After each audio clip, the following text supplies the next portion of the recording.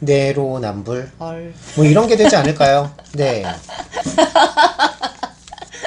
네, 하시죠. 아니 너야. 또 접니까? 아, 네, 안녕하세요. 수요평화뉴스 이진호입니다. 지난 3월 26일이었죠. 문재인 대통령은 서해 수호의 날에 참가했습니다. 역대급 군비 증강을 자랑하면서 북한의 탄도미사일 발사에 대해서는 대화의 분위기에 어려움을 조성하고 있다라고 했죠. 이를 사자성어로 표현하면 어떻게 될까요? 자가당착, 자승자박, 네, 이율배반, 모순, 내로남불 얼. 뭐 이런 게 되지 않을까요? 네. 이렇게 사는 사람이 참 많은가 봅니다. 비슷한 말이 참 많네요. 네, 맞습니다. 부동산 문제처럼 군비 증강도 내로남불의 끝판왕 문재인 정부. 작년에 이어 또 서해 수호의 날에 참가했습니다. 북한의 미사일 발사에 대해 국민의 우려가 크다면서 우리는 세계 최고 수준의 미사일 능력을 보유하고 있고 최신형 국산 전투기도 곧 만들어질 예정이며 강한 국방력과 굳건한 한미동맹으로 어떠한 도발도 물리치겠다고 이야기했습니다. 그러니까 남한은 자랑할 만한 일이지만 북한은 미사일 실험해서는 안 된다라는 얘기겠죠. 네, 북한이 지난 3월 25일 시험 발사한 것이 탄도미사일인데요.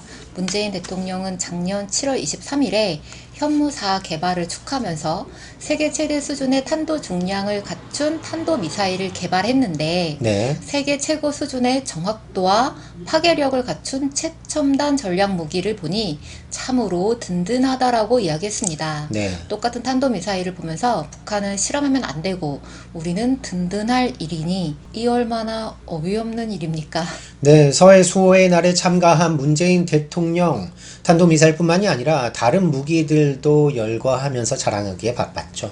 네, 문재인 대통령은 역대급 국방 예산을 자랑하면서 3만 톤급 경항공모함과 3천 톤급 잠수함 사업을 언급했습니다. 또한 상륙 공격 헬기까지 갖추게 되었다면서 최상의 상륙 전력을 보유하게 되었다라고 이야기했습니다. 경항모 사업은요, 가덕도 신공항만큼이나 쓸데없고 또 돈 먹는 하마라는 이야기를 듣고 있습니다. 국회 국방위에서 여야 의원을 막론하고 해군이 대통령을 팔아 경항모를 추진하고 있다라는 우려 섞인 목소리, 불만이 터져 나오고 있는 상황입니다. 네, 애초 경항모 사업은 한반도의 안보와 상관없다는 이유로 작년 12월 국회에서 예산이 전액 삭감되었습니다. 네. 그랬던 것이 작년 12월 30일에 이를 무시하고 합참에서 경항모 사업을 2033년까지 전력화하겠다라는 계획을 발표했고요. 네. 지난 2월 22일에 방위사업청에서도 이 안이 통과가 되었습니다. 국내 업체에서 3만 톤급 경항모를 설계하고 선체를 만드는데 약 2조 300억 원, 경항모에 탑재될 수직 이착륙 전투기 20여 대 도입에 약 3조 원, 모두 경항모 도입에는 5조 원 정도가 든다고 합니다. 유지 관리비는 매년 2천억 원 가량이 든다고 하고요. 경항모는 적의 미사일, 어뢰에 대한 방어력이 취약하기 때문에 경항모를 호위하는 함정들과 경항모 전단을 구성해야 합니다. 해군이 추진하는 경항모 전단은 1, 2척의 이지스 순양함, 3, 4척의 이지스 구축함, 미사일 프리기함, 그리고 원자력 추진 잠수함 등 10척가량, 10척가량이 같이 있어야 하는데요. 일부에서는 이 한 개 경항모 전단을 꾸리는데 무려 최대 40조 원이 든다는 주장도 나오고 있습니다.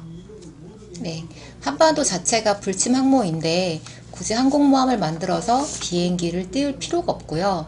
우리는 바다도 좁기 때문에 해상 작전 구역이 따로 필요 없습니다. 그렇죠. 그리고 정부는 유사시 주변 국가의 분쟁 등에서 제공권을 장악하고 해상 교통로를 보호하기 위해 항모가 필요하다고 하는데요. 네. 해상에서의 유사시 혹은 해상 교통로 차단이 예상되는 나라가 북한은 아니지 않습니까? 그렇죠. 곡물과 석유를 실어 오는 배들이 북한 바다 근처를 통과해서 오는 게 아니잖아요. 네. 그렇다면 여기 주변국이라고 하면 중국을 말하는 것인데요. 그렇죠. 정부는 누가 해상 교통로 차단을 위협하고 그 위협의 정도가 얼마나 심각한지, 그리고 이에 대처할 수 있는 군사적, 외교적 수단이 무엇이 되는지, 그 우선순위는 어떻게 할지에 대한 명확한 제시 없이 무조건 경항모 도입만 이야기하고 있습니다. 경항모 도입 사업은요, 단순한 무기체계 도입이 아니라 한국 안보의 근본적 방향에 대한 문제입니다. 정부에게 이런 질문이 필요할 것 같습니다. 앞으로 중국과 잠재 적국으로 살 것인가? 미국과 중국이 남중국해나 동중국해에서 마찰이 발생했을 때 우리는 미국과 공조해서 중국에 맞서 싸울 것인가? 이런 질문이 필요할 것 같습니다. 네, 정부는 31일 3조 1,700억 원을 들여서 아파치 헬기 36대를 해외에서 구매하겠다고 밝혔는데요. 네. 기존 보유하고 있는 아파치 헬기 36대가 미국에서 수입해 왔습니다. 네. 이렇게 되면 총 72대의 아파치 헬기를 보유하게 되는데요. 미국 다음으로 많은 숫자라고 합니다.